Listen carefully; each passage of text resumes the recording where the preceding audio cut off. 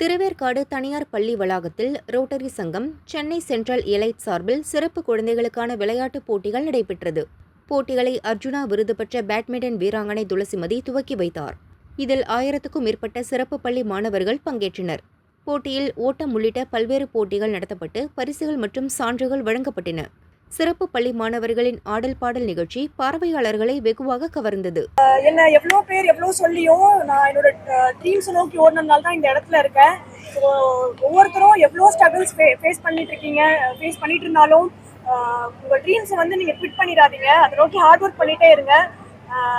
நான் லைஃப்பில் நம்புறது ஒரே ஒரு விஷயம் தான், when someone can do it, I can do it. When I can do it, you all can do it.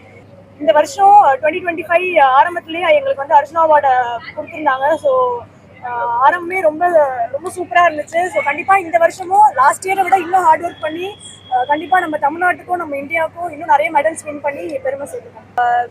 நான் வந்து எப்பவுமே நெக்ஸ்ட் டைம் இது வந்து ஸ்போர்ட்ஸ். ஸோ கண்டிப்பாக அந்த டைம் எப்படி இருக்கோ அதை பொறுத்து தான் இருக்கும்.